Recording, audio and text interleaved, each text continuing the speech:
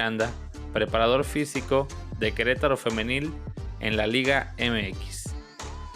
Hablamos sobre su debut como preparador físico profesional en Querétaro Femenil y algunas características sobre el trabajo con las mujeres.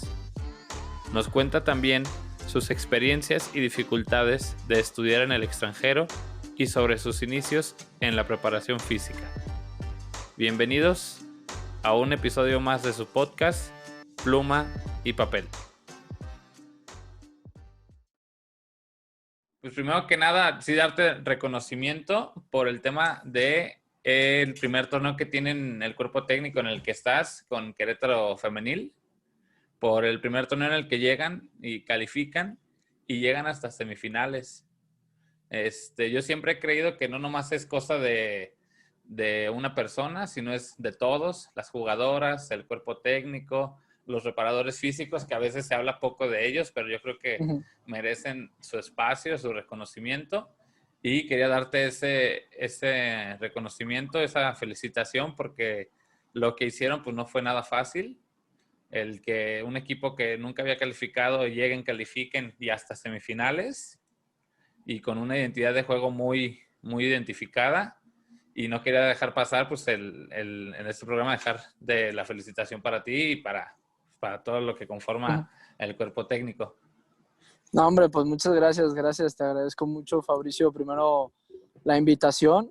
La verdad que siempre es un placer que colegas de la licenciatura en Cultura Física y Deportes tengan buenos proyectos como este, entonces eso por una parte y bueno, por el otro agradecerte también mucho tus felicitaciones, las haré llegar a todo el cuerpo técnico y bueno, como bien dices, muchas veces no se habla tanto del PF, pero así nos gusta hacer. Nosotros siempre pensamos que podemos ser como un Batman, así Claro. en la oscuridad no pasa nada, pero al final es un granito de arena el que ponemos para todo lo que logran los equipos.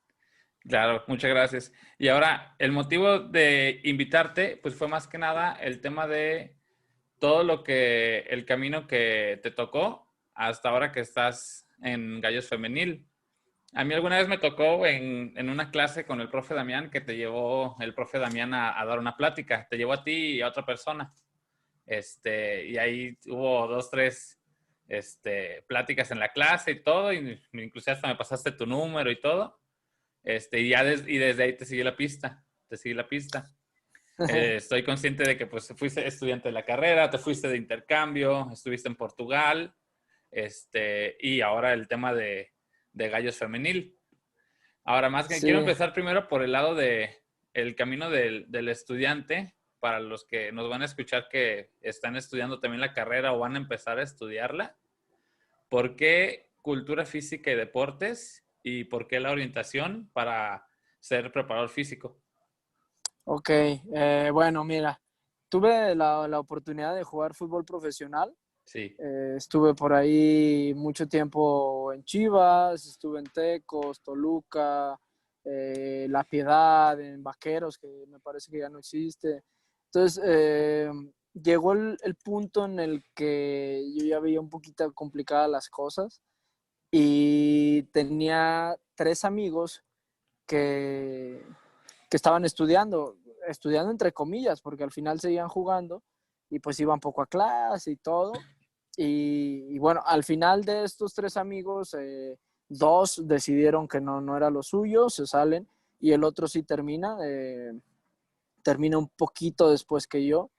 Pero bueno, ellos así me empezaron como esa parte de, mira, esta licenciatura, hacemos esto y las materias se tratan de esto. Entonces me empecé un poquito a preguntar todo eso y en la última parte de mi carrera me topo con tanto entrenadores como preparadores físicos que me marcaron mucho. El Cuchillo Arce, su hermano Alejandro, el profe Bola, que sigue siendo preparador físico de ahora Acatlán. En La Piedad, el profe Alejandro, que preparador físico, de hecho estuvo también por ahí en Atlas.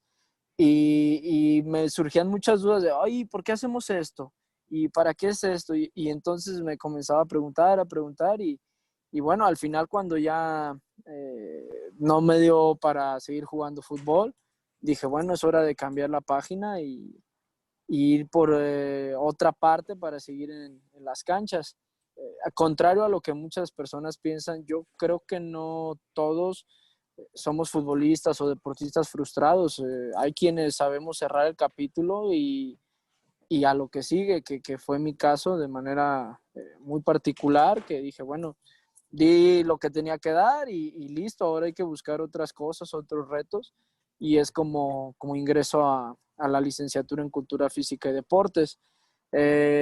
Como bien comentas, cuando estaba en cuarto, tuve la oportunidad de irme de intercambio a La Coruña, España, y cuando vuelvo es cuando comienza Damián con estas dinámicas muy buenas, por cierto, y ojalá escuche el programa, le mando un fuerte abrazo. Y él y también el profesor Martín y el doctor Taylor son tres de los grandes impulsores que tuve dentro de la licenciatura, que siempre estaré muy agradecido con ellos, para posteriormente tener chance de hacer una maestría en Portugal. La hice en la ciudad de Oporto, en la FADEUP. Entonces, ese es así como un poquito ese recorrido académico de manera muy genérica. Obviamente que hubo muchos capítulos buenos, malos, regulares, pero sobre todo de mucho aprendizaje Sí. dentro de este camino. Y bueno, al final este año termino la maestría. Tuve la oportunidad de estar en el campo laboral también en Portugal con un club pequeñito que se llama Grupo Desportivo Aguas Santas y con el Boavista, que es un club grande de Portugal. En el Boavista estaba en el Sports Lab, que no teníamos mucha repercusión en cancha, era un poquito más entrenamiento extra cancha. Y bueno, con lo de la pandemia se detiene todo y surge después, yo llego acá a México de nuevo los últimos de mayo, por ahí más o menos, y venía nada más pues porque el tema de la pandemia estaba parado y surgió esto de Gallos y bueno, acá estamos echándole. ¿Y por qué te decidiste orientar por esa orientación para ser preparador físico, que es creo el entrenamiento deportivo? ¿Por el Sí, tema del bueno, fútbol? sí, una parte muy, muy grande fue por el tema del fútbol, pero siempre toda mi vida estuve practicando natación, atletismo, triatlón también, un poquito algunos deportes de combate, entonces siempre tuve esa multidisciplinariedad que me agradó bastante y bueno, al final era la opción que más me gustaba y que más me llevaba hacia lo que me gusta, que al final de cuentas es estar en el campo de fútbol. Y yo creo que habrá varios de los que nos van a escuchar que tienen la incertidumbre de hacer un intercambio, ya sea durante la licenciatura o una maestría. ¿Tú por qué Portugal? Por ejemplo, yo conozco también, por ejemplo, que es buena la de en Sevilla, que hay en España, Pablo de Pablo de Olivade, Olavide, de Olavide, sí, sí. y también he escuchado que es muy buena en la que tú fuiste. ¿Tú por qué escogiste Portugal? Bueno, en primera instancia, cuando hice el intercambio, realmente te abre un panorama increíble, es decir, te saca de tu zona de confort en todos los sentidos y te suma muchísimo. Entonces, en esa parte yo dije, bueno, quiero hacer algo más, pero no quería hacerlo en lengua española y no porque tenga algún tipo de problema con la lengua ni nada. Me siento muy orgulloso de hablarla, pero quería un reto mayor. Entonces, justamente el doctor Martín hizo su doctorado en Portugal. En Portugal, sí. Entonces, él es el canal que nos ayuda a mí y a otro buen amigo, Osvaldo, a poder ir a Portugal. Él y el doctor Antonio Márquez, que tristemente este año falleció, fueron nuestros puentes para poder decir, mira, acá está esta maestría, aunado a todo el reconocimiento y el prestigio que tiene esta universidad. Siempre, desde que antes que yo estudiara, aparece en los primeros 50 lugares en los rankings internacionales. Entonces, fue una de las grandes razones por las cuales fui para allá. Ok. Y ahora el tema del intercambio. Cuando te vas, ¿qué dificultades, además del idioma, pero que es semejante, que es parecido, qué dificultades se te presentaron en el día a día estudiando allá? O sea, sí En el cambia intercambio, mucho. O sea, tanto en el intercambio cuando te vas tanto a España ajá, y en el de la maestría, ¿qué dificultades encontraste? Por ejemplo, yo he escuchado de muchos que se van de intercambio, que lo que es la preparación, el día a día, el estudiar, es muy diferente a lo que es aquí. Es como tú dices, que te saca de tu zona de confort, pero ¿qué es eso en lo que te saca de tu zona de confort? O sea, ¿qué fue que dijiste, ay, eso está más complicado, o tengo que estudiar más, o no entiendo esto, o cómo claro. fue? Mira, cuando me voy de intercambio, de manera de verdad que casual, es decir, pura casualidad, fue que metí materias del último año de España. Entonces, pues eran chicos que tenían 3, por lo menos, si no que 4 semestres más que yo. Entonces, obviamente su nivel de conocimientos era mayor. Y sí, yo salí, la primera clase que tuve fue una de actividad física con un profesor que aparte es un crack, se llama Eliseo Iglesias. Salí y dije, Dios mío, todo este tiempo creo que no lo estaba despreciando, pero me faltaba algo así que me abría los ojos. Y no porque nuestro nivel sea muy bajo, sino porque su nivel de verdad que es bastante bueno. Entonces, nosotros estamos en México en ese proceso de ir avanzando, ir mejorando. En realidad somos licenciaturas jóvenes acá en México, entonces es un proceso, no podemos llegar de la noche a la mañana a alcanzar eso.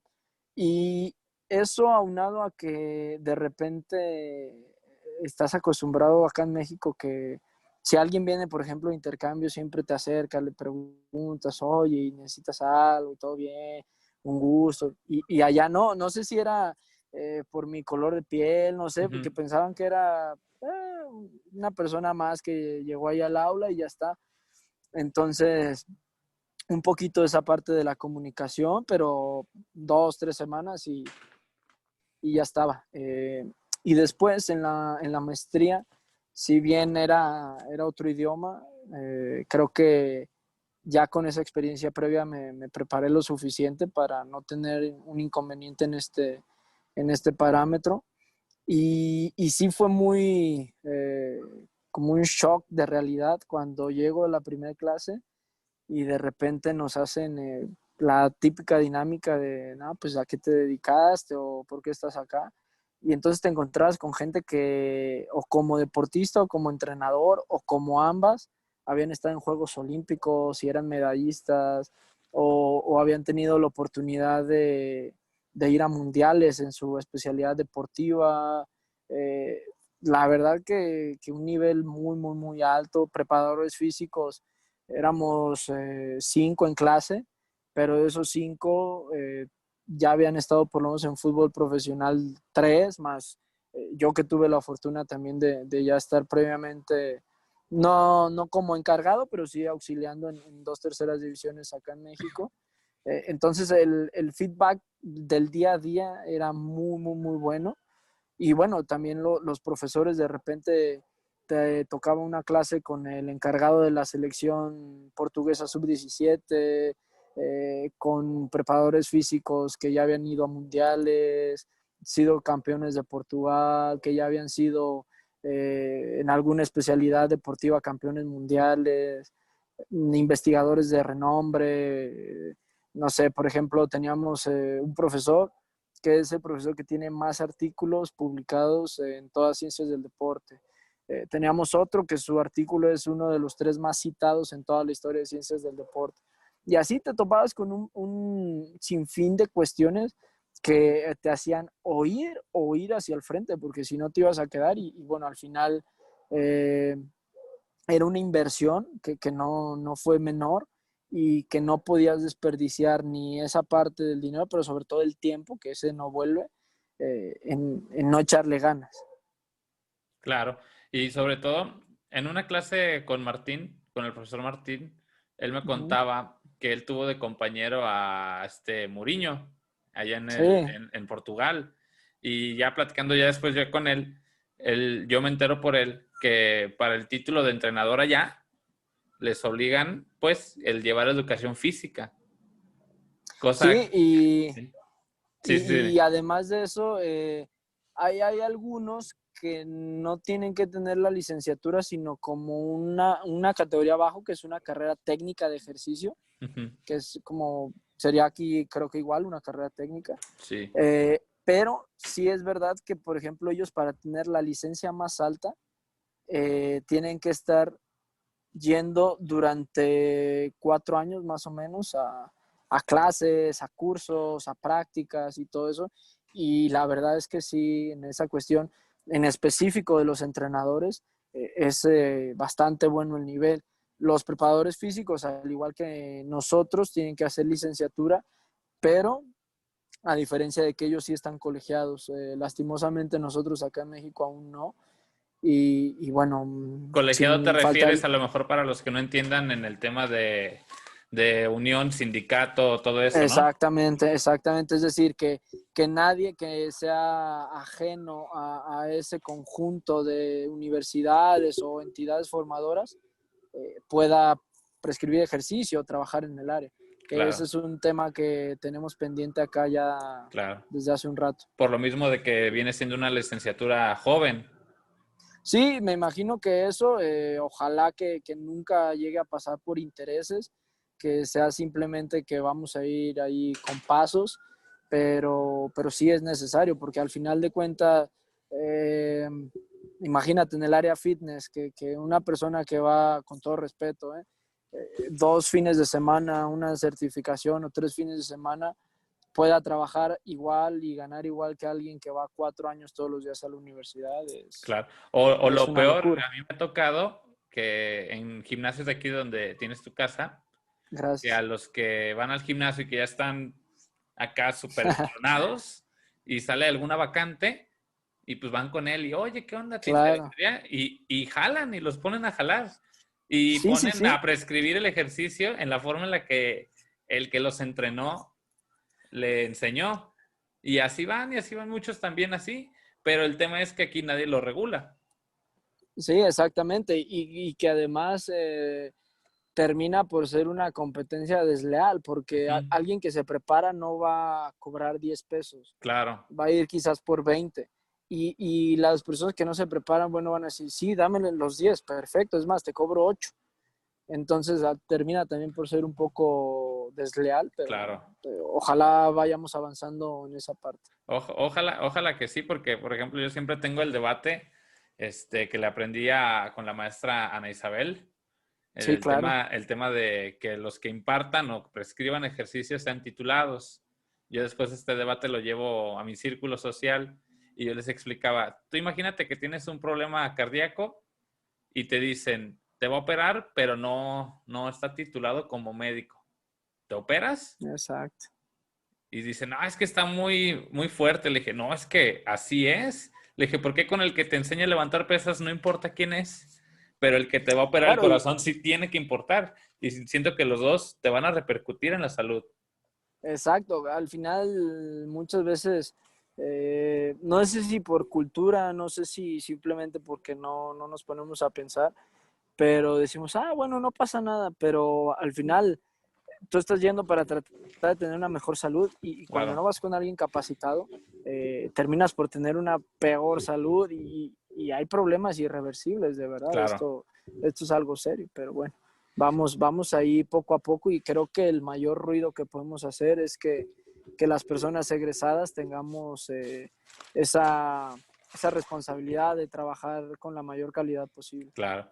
Y ya para terminar la parte del estudiante, durante tus estudios, ¿trabajaste en Sí, referente a esto y se te fue difícil llevar tus estudios y el trabajo y cómo te organizabas? mira, tuve mucha fortuna. Yo de verdad creo que gracias a Dios soy muy afortunado en esa parte. Cuando, incluso antes Y te voy a contar una historia chistosa. Sí, sí, sí. Cuando ya estaba el último año que jugué, eh, tengo un tío que tenía una escuela de fútbol. Entonces me dice, oye, mira, tengo un grupo, no tengo quien me ayude. ¿Me puedes ayudar? Tú ya terminaste la prepa, entonces tienes libre. Te cae una lanita y bueno, pues me ayudas a mí. Y le dije que sí, entonces eso aunado a lo que ya te había platicado a ti y por ahí los que nos estén escuchando, me movió todavía más las ganas de estudiar. Y un día el preparador físico que tenía en ese entonces, Alex Arce, que después tocó que trabajáramos juntos, me invitó a trabajar él en una tercera división acá. Un día me hizo una pregunta de si era un trabajo, me lo puso, me dijo, ¿y este es aeróbico o anaeróbico el objetivo? Y yo contesté mal. Y me dijo, no, entonces imagínate si te quiero llevar a mi hijo. Y de verdad no tienes idea cómo me caló, me Claro. enchiló. Y dije, no, yo me voy a meter a estudiar porque no quiero que pase esto nunca. Y entonces entré a estudiar y ya trabajaba en esa escuela de fútbol. Y bueno, aunado a eso, también tuve la fortuna de estar trabajando como monitor en un gimnasio, como instructor, también desde que ingresé a la licenciatura. Entonces tenía dos trabajos más la licenciatura. Era un poco caótico, pero al final no había otra forma y me servía muchísimo porque todo lo que veía en el día a día en la universidad lo Lo podía aplicar. aplicabas.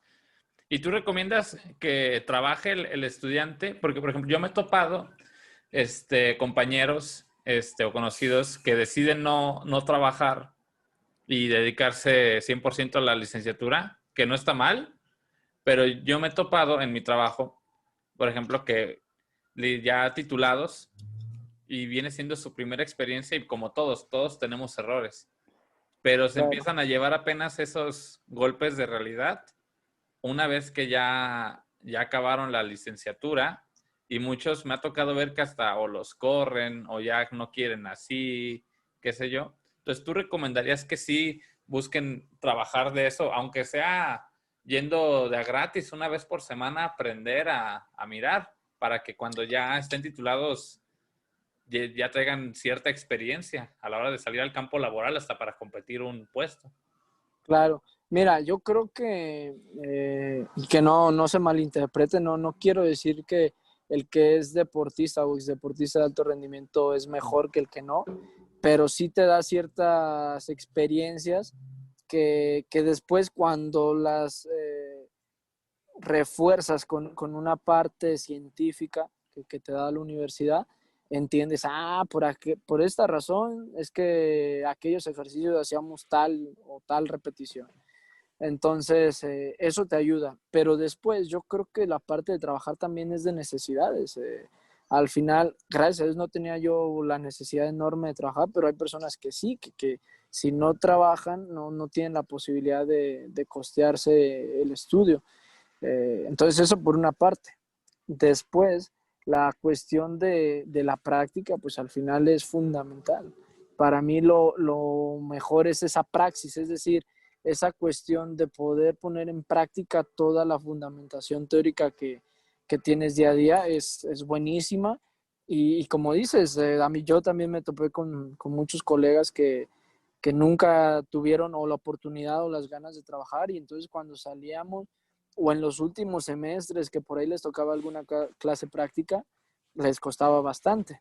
Entonces, si tienes la oportunidad, es increíble. Y en relación también a lo que dices tú de ir a observar y no cobrar, muchas veces creemos que por estar estudiando o incluso a veces ya egresados, tenemos que cobrar las perlas de la vieja, pero Exacto. no es así, hay que Picar picar piedra, piedra claro. y es así, o Yo creo que sea, todos empezamos nuestra primera chamba en el deporte cobrando muy poco o nada. En mi caso, yo inicié 3, 4 meses yendo de auxiliar, pero sin recibir un peso. Pero yo sí, iba porque dije, se va a abrir aquí una vacante en cualquier momento y ya estar aquí. Y ya después, siendo auxiliar, ya me empezaron a pagar y a la primera que se abrió una vacante y ya estudiando, ¡pum! Y se abrió. Pero era Sí, consciente de que tenía que picar piedra y venía de otro trabajo en el que económicamente no me iba mal. Pero dije, pues ya es que esto es lo mío. Y yo me encuentro a veces que yo he ofrecido trabajo a muchos compañeros de la carrera. Afortunadamente a varios bueno, yo no, les he acercado la oferta y han entrado, ujú. pero hay muchos que me la han rechazado por el tema económico. O sea, yo les comento, esta es una escuela, está en este nivel, pero es aprendizaje. Ay, ¿cuánto Claro. ganas? No, pues se gana esto. Híjole, que no sé qué dije. Ay, bueno, pues ya, ahora sí que cada quien tiene sus Sí, propias necesidades, se entiende, pero sí me topo como que tienen la esperanza de a lo mejor ganar un poco más. Y yo sé que habrá otros lugares que sí pagan más, pagan menos, pero lo general y lo normal, que los primeros empleos, las primeras chambas, no son bien remuneradas, es más bien la experiencia, que es la sí, que te va a dar. y te digo, al final creo que no se trata de juzgar a nadie. Hay personas que de verdad, si no tienen un trabajo que les dé el dinero que necesitan y que a veces no se encuentran en el deporte al principio, pues no alcanzan. Entonces, esas personas, pues hay que meterle como sea y yo creo que lo fundamental es sacar el estudio, pero sí que cuando puedan es una parte necesaria. Tienes que aprender a valorar esa cuestión y te va a tener que tocar en algún punto. No vas, o, por ejemplo, es muy raro que alguien termine la licenciatura y llegue un equipo de primera división y le diga, ven a trabajar. O sea, por lo menos yo nunca me he topado con alguien así, de ese nivel. No sé si pueda pasar o no, pero generalmente hay que picar piedra. Claro. Y ahora, pasando ahora con tus inicios de entrenador, esta pregunta se les he hecho a todos los entrenadores que he entrevistado. ¿Qué errores tenías antes que ahora ya no haces? Para que los que nos escuchen entren en contexto. Yo creo que todos en algún momento, los que iniciamos, hacíamos mal algún ejercicio en el aspecto de dejar que se junte la fila de tortillas o hacer muchas repeticiones o hacer ejercicios que no estén adecuados a las edades o al género, etcétera, etcétera. ¿Tú qué errores Sí, tenías así antes? O hasta en los regaños. ¿Tenías antes y qué sí, dices? Ahora ya no. Ya no, porque aprendí pues por ese error. claro. Mira, yo tengo o tuve la ventaja de que, como te digo, mi tío que tenía la escuela, pues tenía ya muchos años trabajando en la parte formativa de fútbol. Claro. Entonces sí, muchos errores me los corregía rápido o desde antes me los decía, ah, mira, no puedes hacer un ejercicio donde tengas 20 esperando una pelota, ese tipo de cuestiones. Pero, por ejemplo, creo que la adecuación de trabajos definitivamente al inicio no era la mejor. Tampoco creo que era terriblemente mal, pero seguramente había cosas más provechosas que podría haber hecho en aquellos momentos. Y sí, lo que yo tenía claro desde que comencé era que los equipos tenían que estar bien físicamente porque yo quería ser preparado físico. Ya lo técnico y lo táctico, vamos a las bases y al nivel que tenían los chicos, ¿no? Pero sí creo que de repente a los inicios era esa parte y de repente creo que también un poco como la exigencia, de repente exigía bastante, nunca de mala manera, creo que eso sí, pero sí llegué a Pero sí exigir bastante. fuertecito. Sí, sí, sí, la verdad sí. Y otra que también les hago mucho, como jugador, o todos alguna vez practicamos el deporte, ¿cuál fue el peor regaño que tú te acuerdas que recibiste de un profe? ¿Y por El qué? peor En la regaño. práctica del deporte, Es que tuve varios, sí. la verdad es que Pero uno que tú tuve digas, varios "Ay, profes. siempre se me viene a la memoria de que lo ves y dices, me acuerdo cuando me dio este regaño. No de quedarte con el rencor, pero de quedarte con el recuerdo de, ay, me metió una buena candela. Por ejemplo, yo en Sí, mi caso tuve uno que yo no nos explicaban el sistema de juego. ajá, Jugábamos con línea de tres y a mí me metían de lateral o carrilero. Y entonces en una jugada la perdemos, pero yo me había aventado un piquezote para llegar arriba. Pues estaba fundido, me fundí en ese pique. Y yo la neta regresé trote huevón y nomás volteo y el profe me pide a grito hiriente de regresa huevón, no sé qué me dijo, pero fue uno que se me quedó tan marcado, jamás me quedé sin regresar en un partido después de ese regaño, que fue fuerte, pero lo entendí, o sea, no me sentí, pero dije, ay, entonces cositas así son de las que me acuerdo.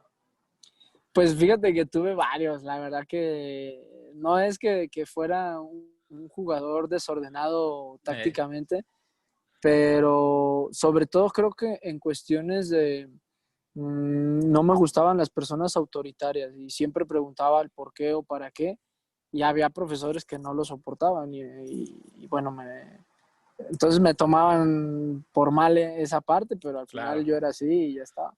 Pero una vez, por ejemplo, estaba en sub-17 y tuvimos un partido de pretemporada donde por ahí en un contacto salgo con un problemita en la rodilla.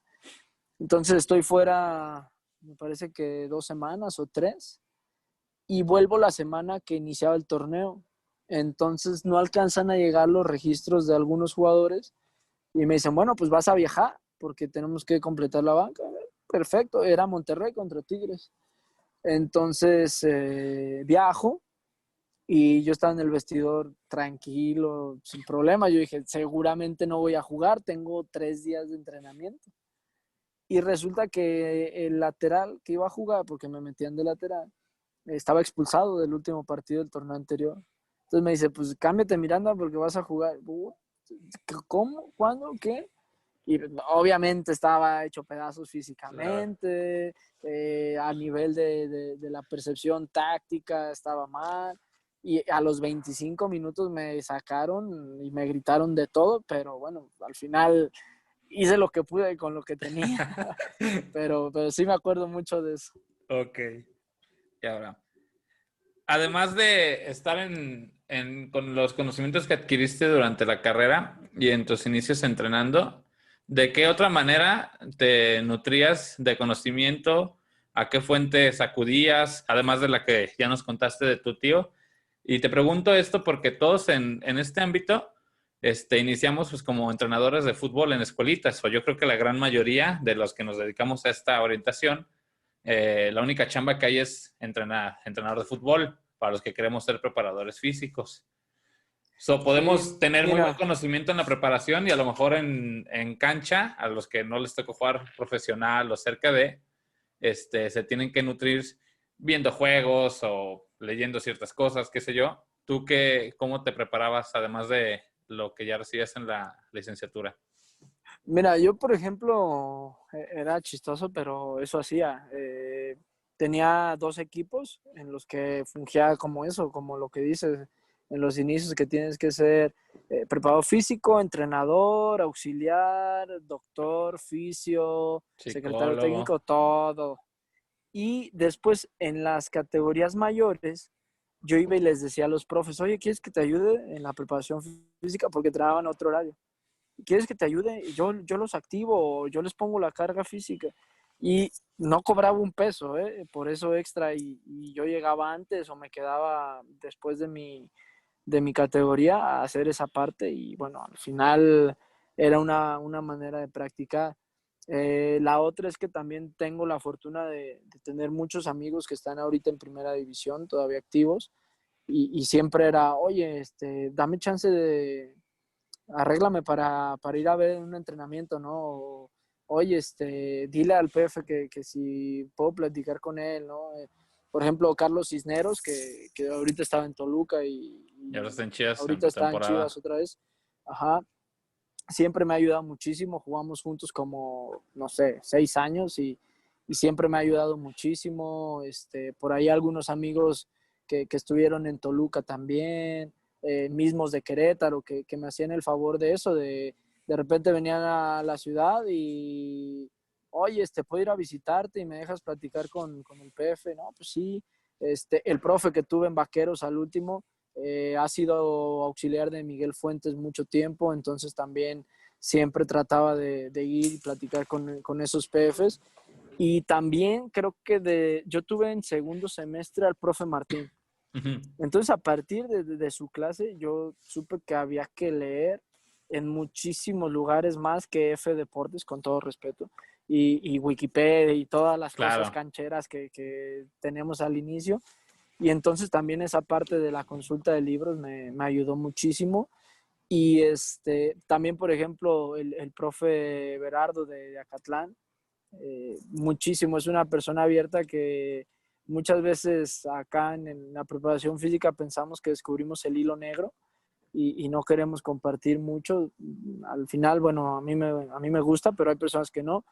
Y este profe Berardo es una persona increíble que le daba un montón y le decía, profe, ¿nos podemos juntar para platicar? Sí, y me pasaba toda su planificación anual, me pasaba como 50 libros, es un crack. Entonces, hasta el día de hoy siempre me ha ayudado muchísimo y era lo que acostumbraba a hacer.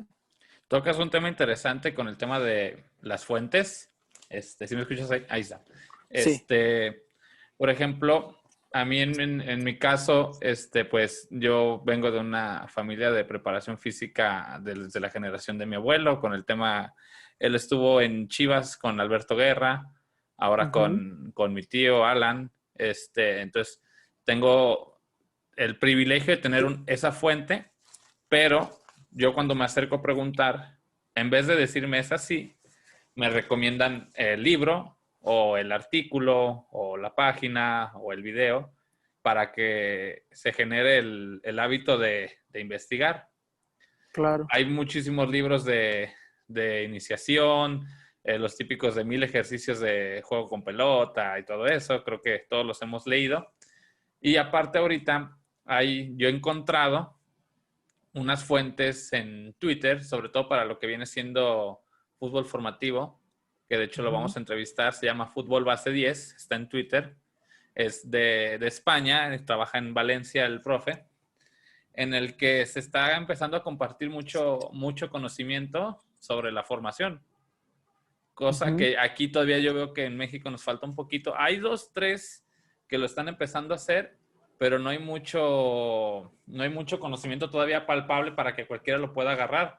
Es más, ahorita el que tiene que ir a buscar, o como en mi caso de buscarte a ti o buscar otros profes, y ese conocimiento allá yo veo que aparte de que ellos son de lo top en el fútbol formativo, tienen esa conciencia de compartir.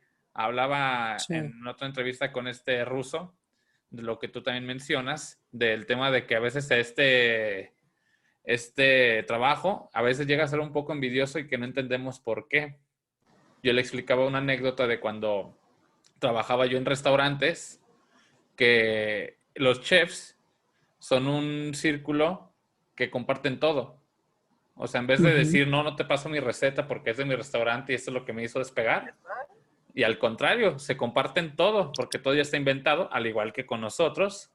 Pero aquí a veces llega a ver como eso de que, sí, no, no se puede, no, no te lo Sí. comparto, no me vayas Cierto a bajar recelo, ¿no? sí, no me vayas a bajar del escalón. Y entonces, pues tienes que ir a buscar en otros lados. O sea, yo les recomiendo mucho para los que nos escuchan, que están iniciando con niños, que busquen también en Twitter al que les menciono, que lo vamos a tener en entrevista, que se llama Fútbol Base 10 o Second Coach también.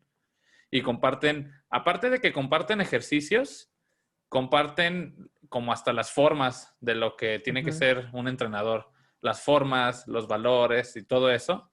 Y precisamente pues para eso es esto, para que en mi caso a veces no recibí muchas cosas y me tocó aprenderlo mediante los golpes, por así decirlo, ¿no? Claro. Y el hecho de que nos escuchen y vean los consejos de primera mano para saber qué aplicar en sus inicios o hasta los que ya tienen tiempo iniciado. Yo en lo personal, por ejemplo, yo antes no tenía mucho conocimiento de fútbol formativo y lo quería orientar más bien como al de alta exigencia. Pero con Ujú. el aprendizaje de la carrera te empiezas a ser más autocrítico, empiezas a buscar mejores fuentes y te das cuenta de que todo lo que estaba haciendo no era por ahí. Sí. Pero el chiste es como que el ser autocrítico y buscar más fuentes, más conocimiento, aparte del que ya se recibe en la carrera, que es muy bueno, que es muy bueno. Sí, El que lo sabe interpretar es muy bueno. Exacto, y que además hoy en día no estamos con el problema que tenían hace quizás 20, 30 años, que no Sí, llegaba la información tan fácil. claro, Hoy tú das un clic y te salen todo, miles de millones de artículos, de libros, de información. Entonces, hoy creo que la cuestión es filtrar esa información de buena manera y muchas veces eh, tenemos que tener un buen criterio, creo yo, porque imagínate, ves un video del Barcelona y dices, sí, voy a llegar y voy a hacer esto, claro, pero a veces no se puede y a veces no tienes ni idea por qué lo hace. O también el otro lado, ¿no? La crítica a veces sin esa parte de conciencia de, ay, no manches, mira, lo está haciendo súper mal. Ay, ¿por qué corren tan poquito si nada más fueron 10 segundos por 10 segundos? Pero todo tiene un porqué que solamente el preparado físico lo va a saber claro. y bueno, al final esa es una cuestión importante que debe de ser todo el tiempo. O sea, muchas veces nos equivocamos y pensamos que los mejores preparadores físicos están en primera división, pero yo creo que por el contrario, los mejores tendrían que estar en la formación, Claro, porque al final todo lo bueno que hagas en lo formativo te va a evitar problemas en el alto rendimiento. claro. Y ahora, saltando a tu aventura ya profesionalmente con Gallos Femenil, lo primero es, ¿cómo llegas tú a Querétaro Femenil con Carla Rossi? ¿Cómo es que te hacen la invitación a formar parte del cuerpo técnico? Me invita Alejandro Mendoza, que es el auxiliar. Tenemos muchos años siendo amigos y él, por ejemplo, fungió como preparador físico en América Femenil y era de estos amigos que te comento que venía a la ciudad y le decía, oye, nos vemos y platicamos horas de lo que hacíamos cada uno en sus trincheras. Y siempre nos compartíamos muchas cosas. Cuando yo estaba en Portugal, mira, me encontré esto, ojalá te sirva y toda esa parte. Y él es el que me hace la invitación, Muy bien. me invita como preparador físico acá con Carla. A Carla la conocía indirectamente, pero no habíamos trabajado directamente. Con Alex sí un poquito más en la Liga Córdica, por ahí en selecciones trabajamos juntos. Y bueno, es así como llego y había tenido la posibilidad de trabajar con deportistas profesionales, mujeres, pero de manera separada, como esa parte que te hablaba del Boavista, que iban después del entrenamiento o previo al entrenamiento, no solo con futbolistas, sino con demás atletas, pero sí, esta fue la primera experiencia como responsable de un grupo de primera división femenina. ¿Y cómo fueron tus primeros días cuando ya llegas a Querétaro? ¡Pum! Y estás ahí. ¿Cómo son esos primeros días? Lo nuevo, que dices, wow, estoy en un equipo ya profesional, un equipo femenil, a los que habrá muchos a lo mejor que no estén tan familiarizados con el fútbol femenil. En mi caso, desde la prepa, a mí me encantaba ver el fútbol femenil por la forma en la que jugaban, hasta en la que se expresan o en la que sienten el jugar. Lo siento, no sé, como que muy, muy natural, más puro, no sé si me puedo dar a entender. Sí, sí, claro. Y aparte, ¿qué hace un preparador físico cuando llega a un equipo nuevo? ¿Qué hace? ¿Qué Eh, ve? ¿Qué analiza? bueno, mira, primero era una etapa difícil porque veníamos del confinamiento post-COVID, o no post, porque seguimos en el COVID, Uh-huh. sino más bien una etapa post-confinamiento. Entonces era dificilísimo. No podíamos tener más de 6 jugadoras al mismo tiempo, no podías entrenar más de una hora ese grupo que tenías. Eh, Al final teníamos el inconveniente de que muchas no habían hecho nada en el confinamiento, lo que habían hecho no era de la calidad suficiente. Muchas estaban paradas y acá en Querétaro se les dio una segunda oportunidad. Eh, entonces, esa parte la verdad que tuvimos que trabajar bastante, pero siempre con muchas ganas, ¿no? Al final tenía todo ese bagaje de la maestría muy fresco y llegué con todas las ganas de aplicar lo que yo tengo en la cabeza y constatar si hay algunas cosas que son buenas y otras que no. Así es como se puede. ¿Y cómo te cayó el 20? ¿Qué sentiste en esos primeros días de decir, wow, ya estoy en primera división femenil? Porque pues yo creo que es una emoción grandísima. Entonces, ¿cómo fue para ti la primera sesión, aunque haya sido en línea, lo que sea, pero cómo fue esas sensaciones para ti en lo personal? Fue muy, muy gratificante. Creo que, como te digo, gracias a Dios siempre he tenido personas que me apoyan y que en esa parte del apoyo está también la exigencia, ¿no? Que yo sabía que confiaban en mí, pero al mismo tiempo que iba a ser exigente el trabajo. Claro. Y bueno, la verdad que me cayó el 20 hasta que como al final de la primera semana o al inicio de la segunda semana, no me acuerdo qué pedí, un material, creo que era un conjunto de foam rollers, no sé, no recuerdo bien, al director deportivo y me dijo, sí, ahí en la bodega hay como 30, no me acuerdo si hicieran esos foam o eran un tipo de tapete, no recuerdo bien. Y ya le dije, qué padre, qué bien. Y me volteó y me dice, esto es primera división, chiquitín. Entonces, ese día dije, sí, es verdad.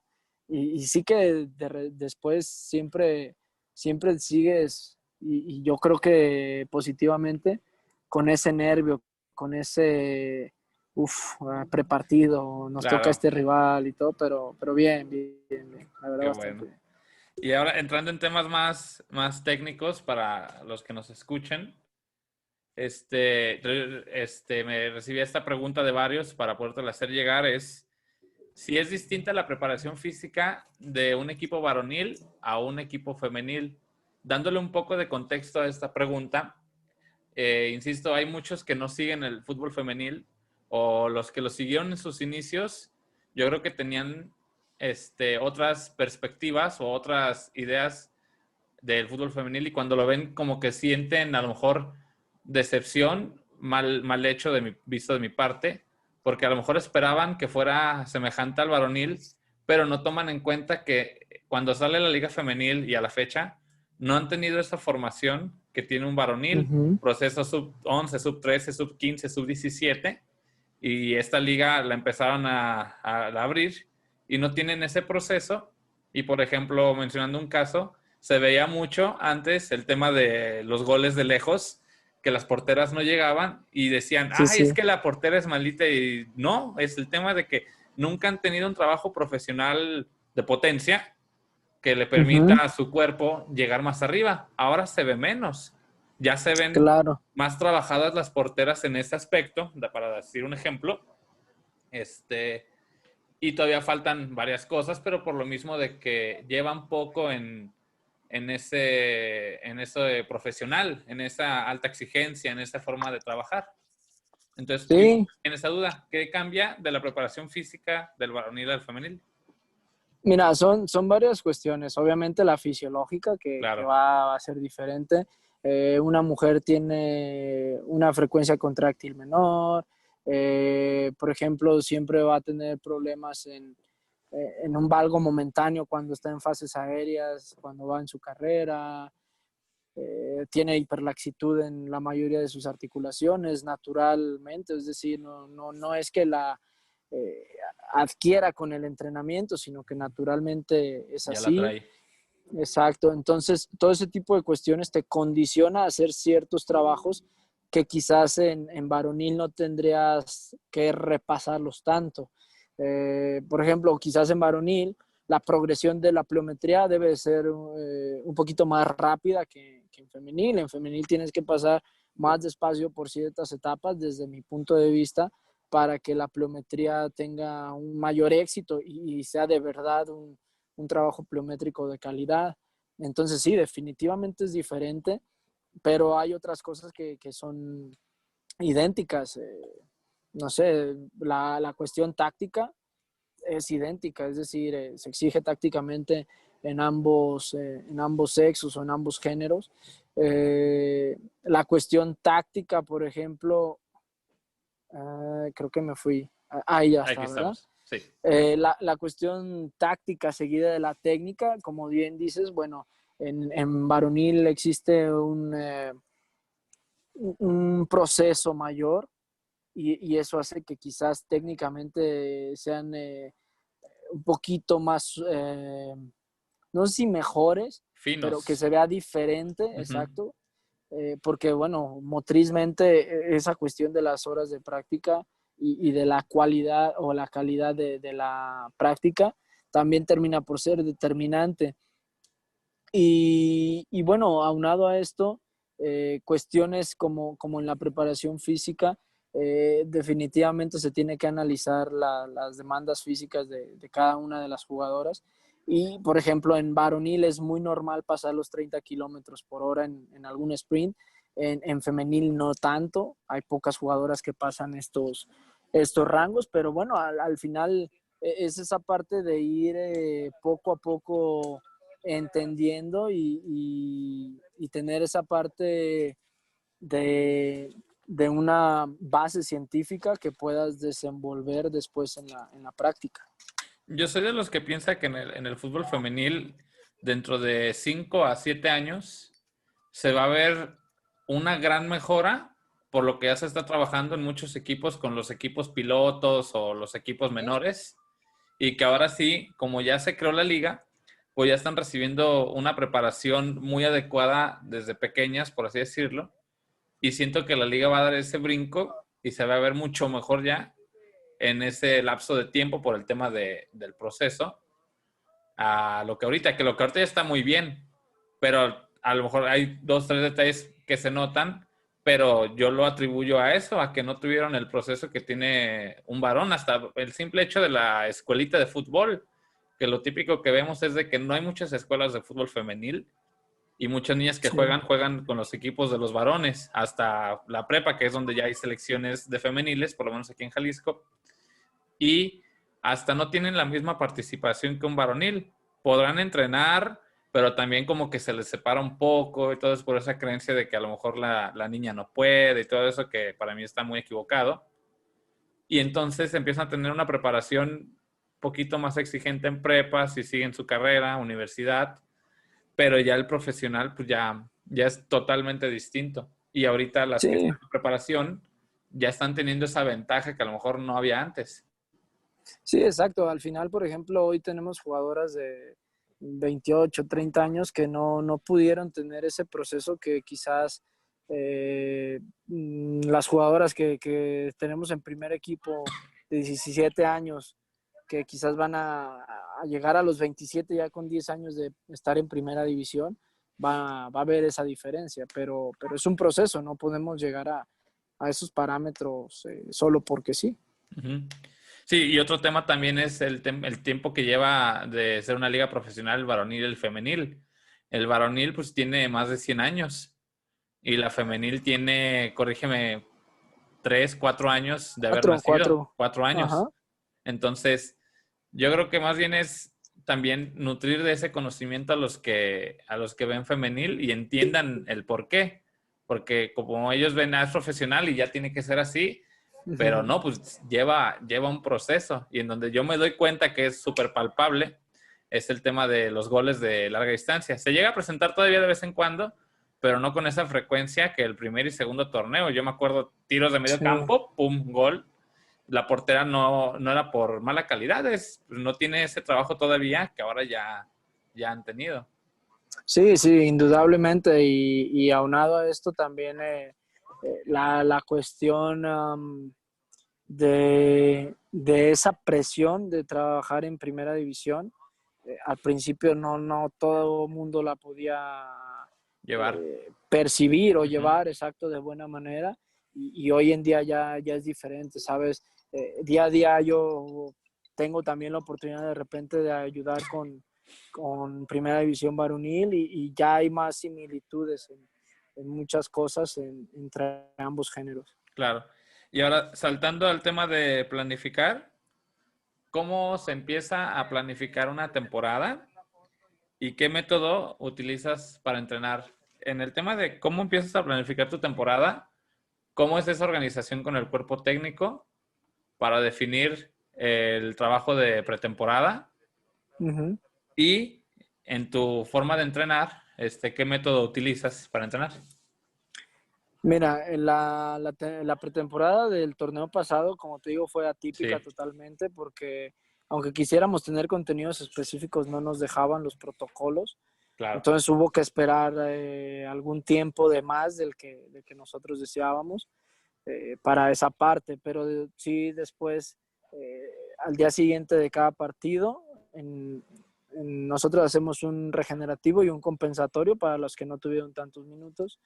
Ahí tenemos una junta, todo el cuerpo técnico, y planeamos la siguiente semana basado en lo que tenemos que tener de contenidos propios y también en las situaciones del rival, porque al final el rival también juega. En esta pretemporada, afortunadamente llegamos a semifinal, entonces el tiempo entre que fuimos eliminados y el inicio del torneo es de un mes. Claro. Y tú tienes jugadoras que estuvieron 25 semanas, en nuestro caso, trabajando a full porque venían de eso, de posconfinamiento, y además el calendario fue apretadísimo, apretadísimo. Así, y al final sobre Y todo. sí, entonces tener a full a las jugadoras te obliga a por lo menos dar 2 semanas, que fue lo que hicimos nosotros. Obviamente con un trabajo de off-season o de periodo transitorio individualizado, pero al final es lo que estamos haciendo. Entonces, en esta pretemporada vamos a tener esas 2 semanas y posterior a eso ya comenzaremos a trabajar en cancha en los próximos días, básicamente a afinar detalles porque iniciamos el día 7. Claro. ¿Y en el Ahora, método que la cuestión, utilizas? ok, en la cuestión metodológica, yo creo que se tiene que entender que no, el fútbol por lo menos no es una receta de cocina, entonces Claro. nosotros tenemos un poco de todo, tenemos un poco de las dinámicas de carga o los contenidos tácticos que habla la periodización táctica, tenemos un poco de la asignación de tareas del enfoque estructurado, eh, trabajamos la parte de la condición física específica con propuestas que te hace Javier Mayo, Raymond Verheyen, que es un holandés también muy bueno. Eh, Tenemos también un poquito de cuestiones, o no un poquito, mucho de cuestiones analíticas, totalmente alejadas del gesto deportivo, que desde mi punto de vista es fundamental. Entonces es una mezcla de todo esto. En esa parte analítica, en el trabajo de fuerza, por ejemplo, tenemos periodos ondulatorios, periodos en la que la carga va creciendo de manera lineal. Entonces es una mezcla de todo basado a la necesidad del equipo y después de cada una de las jugadoras. ¿Y tus ejercicios, cómo los realizas? Voy a darle un poco de contexto a esta pregunta. En un congreso que tuve con Mario Domínguez, que ahora es el preparador físico de De Chivas Chivas, Femenil, sí, sí. él comentaba que durante su experiencia o de aprendizaje, pues también fue preparador físico de básquetbol. Después Uh-huh. él menciona en un tiempo que él está en Barcelona, que está viendo trabajar un equipo y está como todos, casi anotando y todo, y que llega el profe y le dice, deja de anotar y ponte a ver la sesión y Claro. ya de ahí invéntate con lo que tú sabes, crea tus trabajos. Y él comentaba que así de que, ay, inventar y cómo, y le decía, sí, ve el juego y de ahí estructura un ejercicio que se asocia a lo que tú buscas. Y ahí yo también, yo Sí, le aprendí, a lo mejor al ya dejar de copiar un poco los trabajos que uno ve y empezar a crear, animarse a crear también y a prueba y error. En mi caso que se presta por lo formativo, con lo tuyo ya es más profesional. Esos ejercicios, hasta a la hora que estás haciendo tu planificación, los inventas, tomas base de algo que ya habías aprendido, influencia de otros entrenamientos que has visto. ¿Cómo diseñas depende esos de, ejercicios? del trabajo y de la tarea. Por ejemplo, imagínate la cuestión de fuerza, por ejemplo, a mí no me gusta estar inventando cosas raras. Claro, Sí tienes que tener una inventiva basado en un principio. Ujú, Es decir, no sé, a lo mejor no les voy a poner a hacer una sentadilla encima de 2 balones, ujú, ¿sabes? No, no vamos a inventar, pero sí que de repente, sobre todo cuando nos toca algún trabajo de movimientos específicos, sí puedes tener una cierta inventiva. En las cuestiones de activación, en esa parte, con este profe Berardo que te comento de Acatlán, estuve 2 años con ese equipo, 6 meses trabajando con él y después, eso como jugador, y después estuve otros 6 meses ayudándole en la preparación física. Jamás repetí un ejercicio, jamás. Entonces, con ciertos contenidos que son forzosos tener, definitivamente tienes que crear algo. De repente la palabra inventar suena rara, a mí me gusta más crear. ujú. Tienes que crear algo basado en varias cosas, en un modelo de juego. Imagínate, el volante en nuestro modelo de juego va a hacer cosas diferentes a lo que va a ser el volante en el modelo de juego de Mourinho. Ujú. Entonces, sí, en esa parte no, no me gusta tanto copiar, a lo mejor sí rescatar alguna idea de algún video, pero modificarla a nuestras necesidades. Claro, Entonces, eso es como lo hacemos nosotros. Y después está también el trabajo de monitorizar la carga, que esa cuestión es totalmente mía también.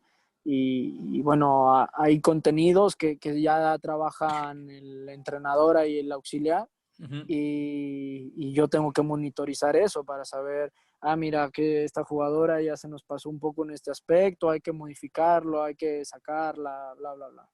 Mencionaste algo importantísimo, que esto yo creo que abarca para entrenadores de todos los niveles, que es el no repetir.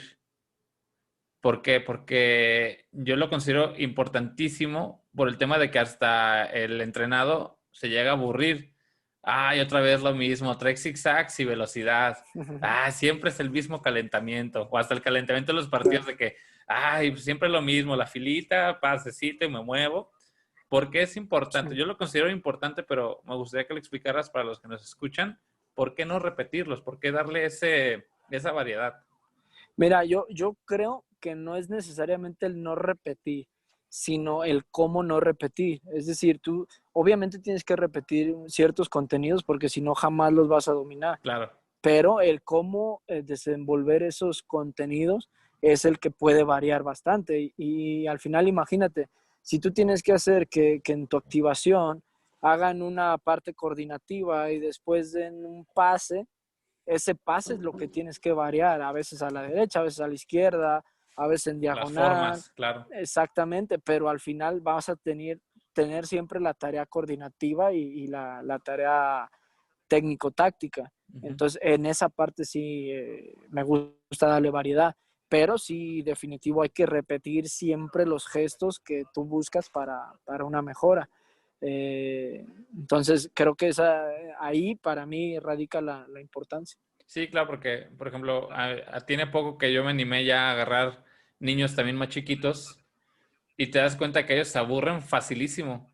Sí, claro. Y el tema ese de no repetir, para entrar en contexto, o sea, el concepto se puede repetir, pero a lo mejor no las formas, porque llega Ujú. fácil el aburrimiento para el niño y ya no te lo va a hacer bien. Y yo pienso que todavía en profesionales es más el que se llegue, a lo mejor no aburrir como tal, pero a lo mejor se entregan distinto con ciertas formas de hacer las Claro, cosas. y que tienes que hacer un clic con tanto en femenil como en varonil. En primera división hay que hacer un clic con los jugadores para eso, porque al final puede haber quien no quiera correr un día por Ujú. diferentes situaciones y en vez de pegarle en la cabeza tienes que pensar, ¿será que lo que estoy haciendo lo atrae o le gusta? Porque para mí es un privilegio tener el trabajo que tenemos nosotros, pero también el que ellos tienen o ellas.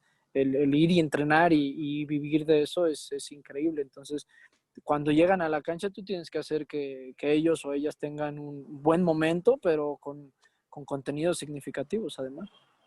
Otra pregunta que me hicieron llegar es, ¿cómo se asocia o se hace para que la preparación física del equipo vaya de acorde al estilo de juego del equipo? Ok. Hay muchos de que a lo mejor no saben cómo, yo quiero jugar a que mi equipo sea de contragolpe. ¿Cómo hago Ok. yo una preparación física? O bueno, ¿cómo se asocia a el estilo de juego que se quiera llevar a cabo? Ok, mira, puede que alguien piense diferente. Yo te digo Ujú. lo que yo pienso. Sí, Vamos claro. a tomar ese ejemplo. Alguien que juega al contragolpe va a tener en el terreno 3 o 4 jugadores que son los que dan esa conversión hacia el frente. Entonces esos 3 o 4 jugadores o 5, los que el entrenador quiera, van a tener que hacer por lo menos un sprint en cada contragolpe de 30 a 50 metros. Entonces tienes que pensar, bueno, estos jugadores van a hacer esos sprints. ¿Cuántos sprints yo les voy a dejar que hagan a lo largo de la semana? ¿De qué tipo? Y después cómo de manera estructural voy a preparar todo su cuerpo para que pueda hacer esos sprints 17 semanas más liguilla.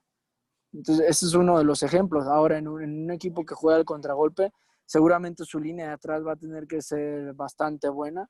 Y además del trabajo táctico, tú estructuralmente tienes que hacer que sean buenos en la disputa, que después tengan la posibilidad de no lesionarse en los aterrizajes, de que después, como su equipo ataca, ellos tienen que achicar y en dado caso hacer reconversiones buenas, entonces también eso te da algún indicio de qué tipo de trabajo tienes que hacer, tanto en la parte de fuerza, en la parte de resistencia. Eso es como nosotros llevaríamos esa cuestión del modelo de juego a la preparación física. No necesariamente, que a veces se confunde, sí, pues solamente espacios reducidos. No, desde mi punto de vista tenemos que pasar por diferentes Claro. procesos para que lleguemos a esto. ¿Y cómo es esa planificación con el cuerpo técnico? Más que nada, en tu caso que es entrenadora, director técnica. ¿Cómo se llega a esa conjunción en la planificación entre su idea de juego y tu forma de entrenar? En nuestro caso es muy enriquecedor porque Carla es licenciada en Cultura Física y Sí, sí. Deportes. Entonces es buenísimo su feedback y también ella al tener ese doble conocimiento, por así decirlo, aunque no desarrolló la parte de preparador físico, eh, sino la de entrenadora, siempre te da un buen feedback de algunas cosas que pueden escaparse, porque pues al final nadie es perfecto.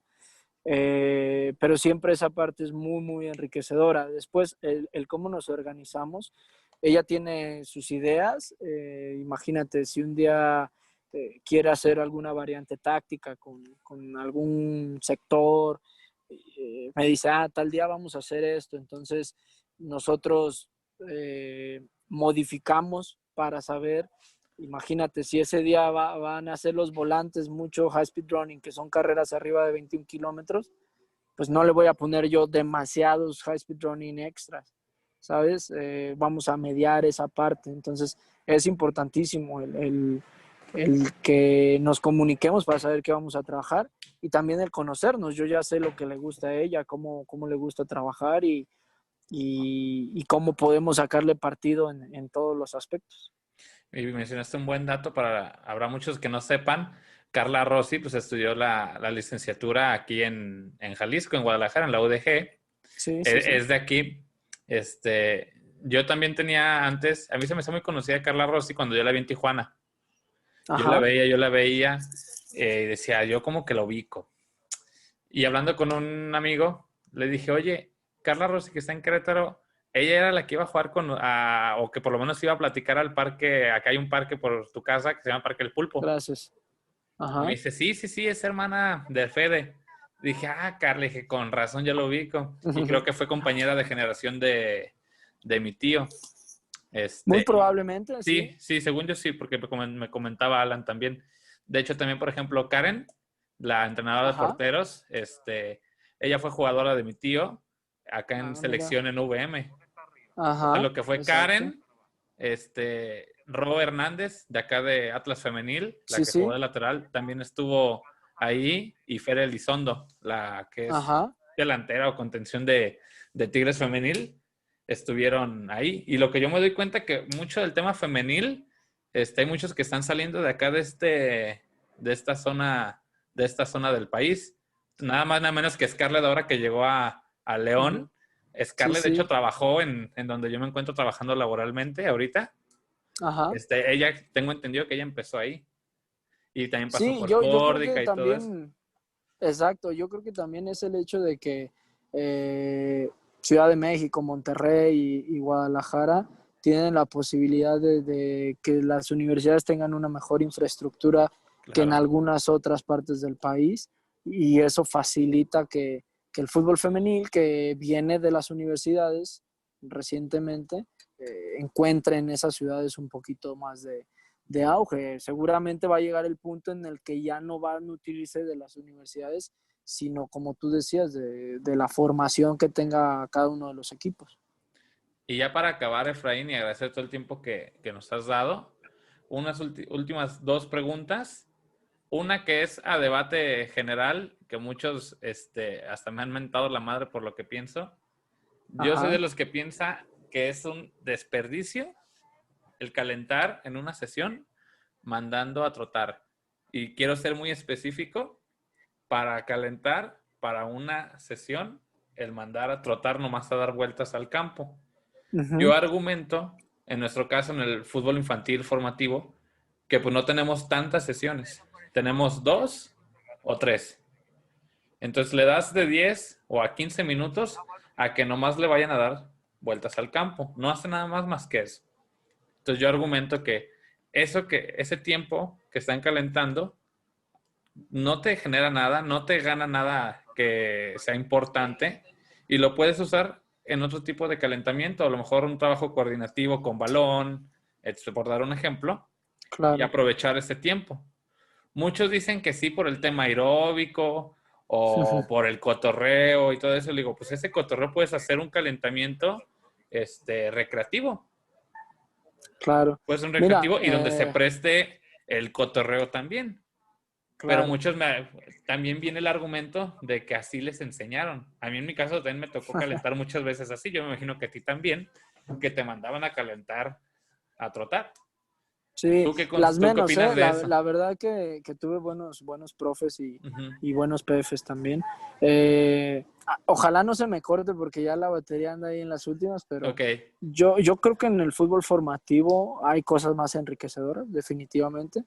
Nosotros, por ejemplo, para calibrar el campo con los WIMU, que para los que nos están escuchando, los WIMU son unos pequeños aparatitos que nos ayudan a medir, entre otras cosas, la carga externa, que es todo lo que el futbolista o la futbolista realiza en un entrenamiento.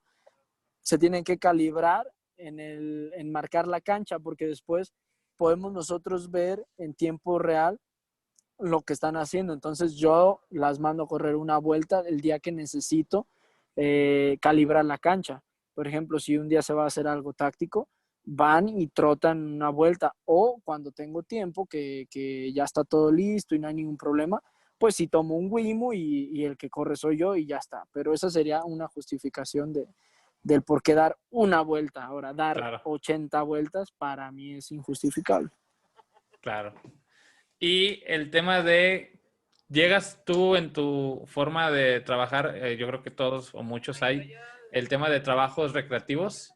Para los que nos escuchan, yo creo que más de alguno ha visto los videos de esos ejercicios en el Betis, en el que inventan Buenísimo. juegos que Sí, están sí. increíbles y sobre todo para los niños, si lo sabes adecuar, te hace una unión de grupo padrísima. ¿Tú llegas a usar esos? O sea, no que Sí, los copies, pero en tu planificación los llegas a usar. sí, sin duda. Por ejemplo, me gusta muchísimo cuando viajamos, Ujú. el día previo que hacemos la activación, o hay veces que la hacemos por la mañana, que se juega ya por la tarde-noche. Me encanta hacer ese tipo de actividades. O cuando se presta con algunos otros elementos un poquito más dinámicos en el día -1. A mí Ok, me encanta hacerlas en nuestro caso las chicas lo reciben muy bien. Y me ha tocado eso, que explicas un juego y de repente ves que alguien tiene cara de yo no voy a hacer esto. y termina enganchándose tan bien en el juego Claro. que ya después de la primera o el primero que te dice, no, no, otro, jugamos otro y jugamos otro. Que hasta se Pero sí, enojan por perder, ¿no? sí, sí, sí. Para mí es fundamental, como te digo, una preparación física no puede ser solamente global o contextual, ni tampoco puede ser solo analítica. Entonces tienes que hacerte valer de todos los elementos para tratar de desarrollar a el o la futbolista de manera lo más integral posible. Claro. Pues bueno, entonces eso sería todo. Agradecerte bastante el tiempo que fue mucho que nos diste. Y pues yo sé que esto le va a ayudar a muchos de los que nos van a escuchar, tanto los que están empezando como los que están ya con experiencia, también desde un punto de vista de la preparación física en femenil. Y sé que se van a identificar varios contigo por el proceso estudiantil a profesional. Y pues, más que nada agradecerte por el tiempo que nos has brindado. No, hombre, nada, al contrario, gracias a ti por la invitación. La verdad que también a mí se me pasó volando el tiempo. Cualquier cosa que surja para ti o para alguien que por ahí nos esté viendo, están ahí las redes sociales abiertas también. En el Insta estoy como Efraín MDA, entonces tranquilamente creo que esa parte de networking es buenísima para todos. Y nada, agradecerte, desearte mucho éxito con este proyecto Gracias. y saber que estamos aquí a la disposición. Muchas gracias, Efra.